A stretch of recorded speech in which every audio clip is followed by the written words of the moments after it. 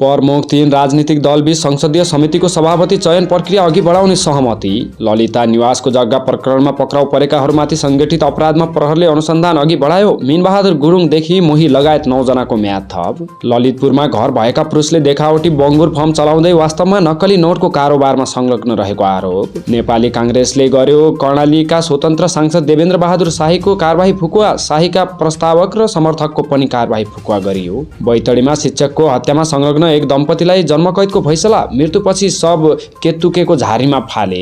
राजस्व सङ्कलनको अवस्था हेर्दा मुलुक डरलाग्दो अवस्थामा रहेको सांसद तथा उद्यमी विनोद चौधरीको भनाई। अमेरिकी सहायक विदेश मन्त्री डोनाल्ड लू एमसीसी पारितको चरणमा हुँदा अमेरिकाबाट तारान्तारको भ्रमण सिलसिलामा नेपाल आउँदै र हेलिकप्टरबाट दोस्रो क्याम्पसमा पुगेकाहरूलाई पनि सगरमाथा चढेको मान्यता दिएकोमा राष्ट्रिय सभाका सांसद सोनम ग्याल्जेन शेर्पाको आपत्ति। दर्शकवृन्द यी र यस्तै देश विदेशका 15वटा ताजा संक्षिप्त खबरहरू ल्याएर उपस्थित भएका छौँ। दर्शकवृन्द शुभ प्रभात। न्युज डे नेपालको बिहानी न्युज बुलेटिनमा स्वागत छ। म रोहित विष्ट। आज मिति विक्रम सम्पत 2080 साल असार महिनाको 20 गते बुधबार, इस्वी सम्पत 2023 जुलाई महिनाको 5 तारिक। दर्शकवृन्द अब आजका ताजा खबरहरू सुरु गरौँ 3 राजनीतिक दलबीच संसदीय समितिको सभापति चयन सम्बन्धी प्रसङ्गबाट। प्रमुख 3 राजनीतिक दल संसदीय समितिको सभापति चयन प्रक्रिया अघि बढाउन सहमत भएका छन्। मङ्गलबार सिंहदरबारमा नेपाली काङ्ग्रेस, नेकपा एमाले र नेकपा माओवादी केन्द्रका शीर्ष नेता र सभामुख देवराज घिमिरेको बैठकले सभापति चयन प्रक्रिया अघि बढाउने सहमति गरेको कानुन न्याय तथा संसदीय मामिला मन्त्री धनराज गुरुङले जानकारी दिए। छलफलमा सभामुख घिमिरेले लामो समयदेखि संसदीय समितिहरू ज्येष्ठ सदस्यको अध्यक्षतामा सञ्चालन भइरहेको भन्दै सभापति चयनमा छिटो सहमति गर्न आग्रह गरेका थिए। उनले दलहरूले सहमति नगरे आफूले सभापति चयनको प्रक्रिया अघि बढाउने समेत बताएका छन्। चुनाव गर भन्नुहुन्छ कि मिलाउनुहुन्छ भने तुरन्तै मिलाउनुहोस्। बैठकमा दलका नेताहरूसँग भएको छलफलबारे सभामुख घिमिरेले सञ्चारकर्मीहरूलाई भने, तपाईहरूले गर्नु भएन भने मैले आफ्नो स्टेप चाल्नुपर्ने हुन्छ।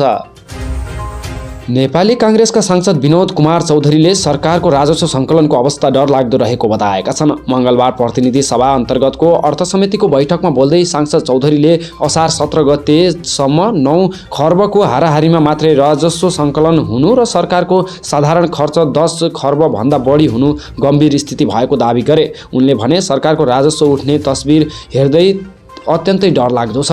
असार 17 गतेसम्म 9 खर्बको हाराहारीमा मात्रै उठ्नु र हाम्रो साधारण खर्च नै 10 खर्बभन्दा बढी हुनु गम्भीर स्थिति छ। हामी सबैले स्वीकार गरेका छौँ। अर्थतन्त्र अझै पनि चलायमान भएन।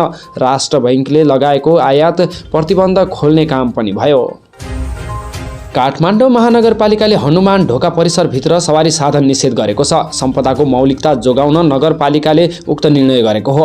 महानगर प्रमुख बालेन्द्र शाहले यहाँको चिनारी नै प्राचीन सम्पदा भएकाले तिनको मौलिकता जोगाउन आवश्यक भएको बताए। विश्वलाई गौरवसाथ देखाउन सक्ने, हामीले शानसँग अँगाल्न सक्ने भनेकै यिनै सम्पदा र यिनको प्राचीन मौलिकता पनि हुन्। उनले भने अनुभव गर्न र रमाउन लाखौँ पर्यटक आउन सक्छन्। बसन्तपुर क्षेत्रमा दैनिक हजारौँ पर्यटक आउने गरेका उल्लेख गर्दै उनले सामाजिक सञ्जाल मार्फत भविष्यमा लाखौँ पर्यटक आउन सक्ने सम्भावना रहेको उल्लेख गर्नुभएको छ। मौलिकता, सौन्दर्य र परिसरको वातावरण शान्त, स्वच्छ र सुरम्य हुन अति आवश्यक रहेको उल्लेख गर्दै हनुमान ढोका परिसरभित्र सवारी साधन निषेध गरिएको बताए।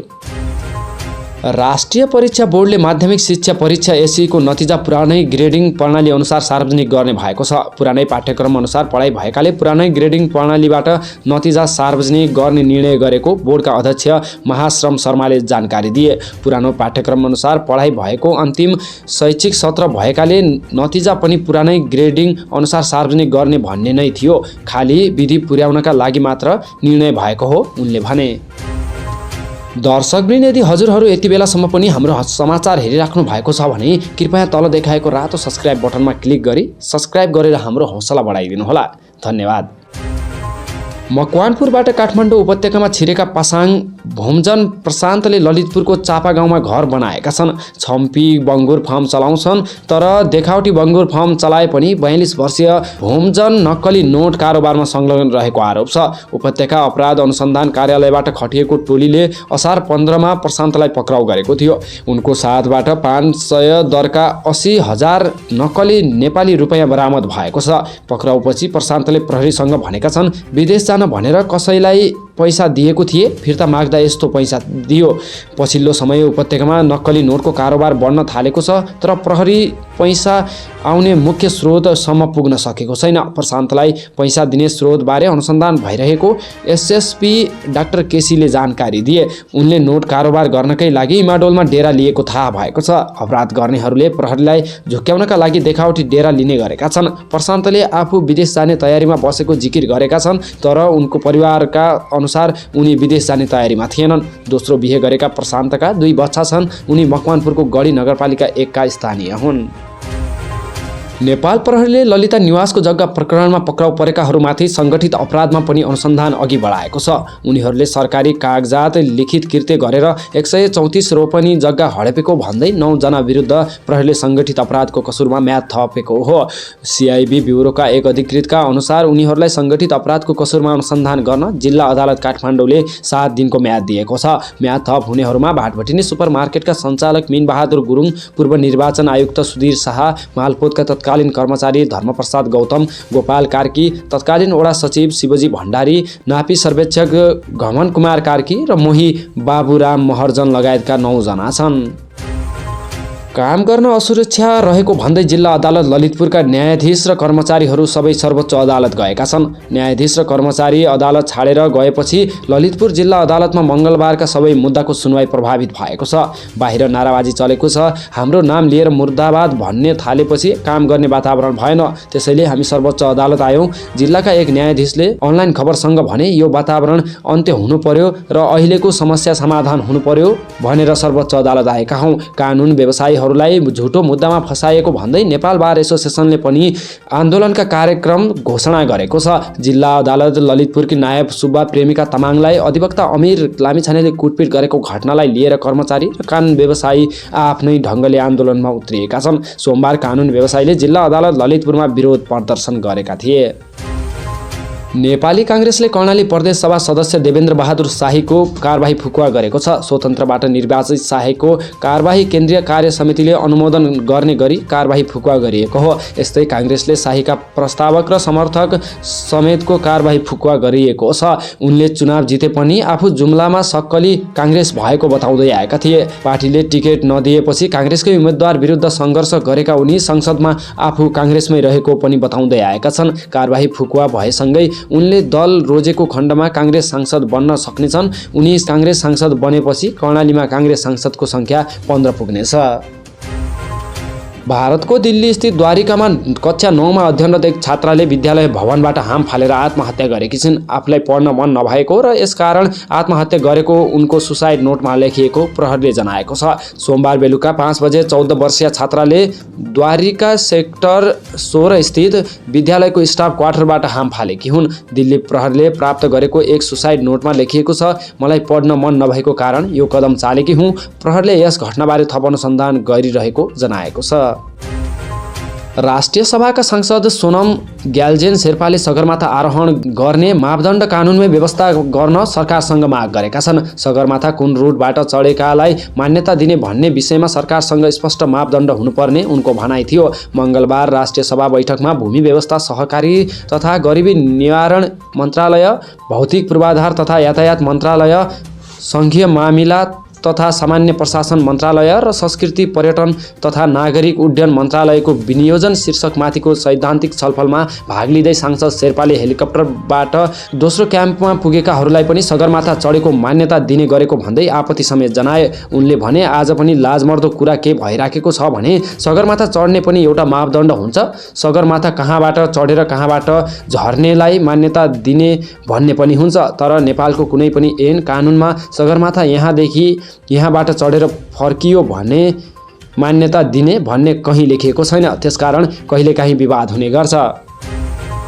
बैतडीको पाटन नगरपालिका 6 स्थित श्रीकृष्ण माविका शिक्षक धनबहादुर विष्टको हत्यामा एक दम्पतिको संलग्नता भएको पुष्टि गर्दै जिल्ला अदालतले जन्मकैद गर्ने आदेश दिएको छ। शिक्षक विष्टको हत्यामा संलग्न पुर्चौडी नगरपालिका 3 का 23 वर्षीय प्रजा बोहरा जन्मकैद र उनकी 22 वर्षीय श्रीमती विमलालाई 6 वर्ष कैदको आदेश न्यायाधीश जयानन्द पनेरुको इजाजतले दिएको हो। श्रीकृष्ण माविमा कम्प्युटर डिप्लोमा 4औं वर्षमा अध्ययन गरिरहेकी विमला छात्रावासमा बस्दै आएकी थिइन्। उनका श्रीमान अनुसन्धान पनि भेटघाटका लागि पाटन पुगेर छात्रावासमै बसेका थिए। छात्रावासमै बस्दै आएका शिक्षक विष्टले पुस 1 गते राति पौने 10 बजे शौचालय गएकी विमलालाई अङ्गालो हाली दुर्व्यवहार गरेको पर्जाले देखेको र त्यसपछि आक्रोशित भएका उनले विष्टको छाती मुखमा हिर्काउँदै छात्रावास बाहिर ल्याई थप कुटपिट गरी हत्या गरेको प्रजाले प्रहरी समक्ष बयान दिएका थिए।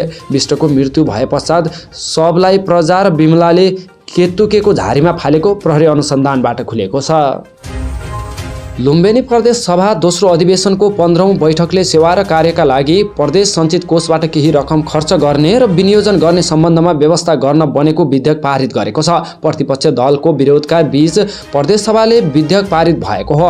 मन्त्री धनबहादुर मास्कीले सेवा र कार्यका लागि प्रदेश सञ्चित कोषबाट केही रकम खर्च गर्ने र विनियोजन गर्ने सम्बन्धमा व्यवस्था गर्न बनेको विधेयकको प्रस्ताव पेश गर्ने क्रममा रोस्टम घेराउ गरिएको थियो। बैठक सुरु हुनासाथ एमालेका सांसदहरूले विरोध जनाएका थिए। सभामुख तुलाराम घरतीले विधेयकको विपक्षमा हुन्न भन्ने आवाज नसुनिएकाले सर्वसम्मत पारित भएको घोषणा गरे। अर्थमन्त्री डाक्टर प्रकाश शरण महतले आगामी आर्थिक वर्षको प्रारम्भसँगै मुलुकको अर्थतन्त्र चलायमान हुने सङ्केत देखाएको बताएका छन्। प्रतिनिधि सभा अन्तर्गतको अर्थ समितिको आजको बैठकमा अर्थमन्त्री डाक्टर महतले अर्थतन्त्र उकालो लाग्ने दिशामा रहेकाले लक्ष्य प्राप्तिका लागि छिटो हिँड्न दबाव सिर्जना भएको उल्लेख गरे। मुलुकको अर्थतन्त्रलाई चलायमान बनाउन राज्य, संयन्त्र र नागरिक समाज लगायतको सामूहिक प्रयास र प्रतिबद्धता आवश्यक रहेको उनले बताए। अमेरिकी सहायक विदेश मन्त्री डोनाल्ड लू नेपाल भ्रमण आउने भएका छन्। कूटनीतिक स्रोतका अनुसार लू यही जुलाई महिनाभित्र नेपाल भ्रमणमा आउने निश्चित भए पनि अहिलेसम्म मिति तय भएको छैन। अलिक अगाडिदेखि नै उहाँ आउने तयारी हो। अहिलेसम्म जुलाईभित्र आउने निश्चित भए पनि बाँकी धेरै कुरा तयारीकै चरणमा छ, स्रोतले अनलाइन खबरसँग भन्यो। लू अमेरिकी विदेश मन्त्रालयका प्रभावशाली सहायक मन्त्री मध्येका हुन्। उनले यसअघि पनि 2 पटक नेपालको भ्रमण गरिसकेका छन्। उनी नेपालमा अमेरिकी सहयोग परियोजना मिलेनियम च्यालेन्ज कर्पोरेसन MCC पारितको चरणमा रहेको अवस्थामा अमेरिकाबाट तारन्तार भएका भ्रमणको क्रममा नेपाल आइपुगेका थिए। दाङमा मोटरसाइकल दुर्घटनामा परि गम्भीर घाइते भएका एकजनाको आज उपचारको क्रममा मृत्यु भएको छ। मृत्यु हुनेमा तुलसी उपमहानगरपालिका 11 उरहरीका 55 वर्षीय खोपीराम अधिकारी रहेका छन्। उनको शिक्षण अस्पताल कोहलपुरमा उपचारका क्रममा आज बिहान मृत्यु भएको इलाका प्रहरी कार्यालय तुलसीपुरले जनाएको छ। उनको टाउको र अनुहारमा चोट लागेको थियो। अधिकारी आधारभूत विद्यालय कटहाका प्रधानाध्यापक हुन्। गत शुक्रबार बिहान 2 मोटरसाइकल एक आपसमा ठोकिँदा उनीसहित 4 जना घाइते भएका थिए। तुलसीपुर अमेलिया सडक खण्ड अन्तर्गत तुलसीपुर उपमहानगरपालिका 6 बुद्ध चोक नजिकै रा 1 प 84 46 नम्बरको मोटरसाइकल र रा 4 प 28 66 नम्बरको मोटरसाइकल एक आपसमा ठोकिँदा दुर्घटना भएको थियो। हस् त यति खबरसहित हामी न्युज डे नेपालको बिहानी न्युज बुलेटिनको अन्त्यमा आइपुगेका छौँ। प्रस्तुत गरेका सामग्रीप्रति तपाईँका केही धारणा छन् भने दर्शकवृन्दहरू कृपया कमेन्ट गर्नुहोला। साथै हाम्रो बेलुकी न्युज बुलेटिन प्रत्येक दिन बेलुका 6 बजे यसै युट्युब च्यानल मार्फत हेर्न र सुन्न सक्नुहुन्छ। अब जाँदै हाम्रो भिडियो सामग्री मन परेको छ भने भिडियोमा एउटा लाइक र एउटा कमेन्ट अवश्य गरिदिनुहोला। तपाईँको आउने समय सुखद बितोस्। अहिलेलाई भने म ओझेल पर्छु। धन्यवाद।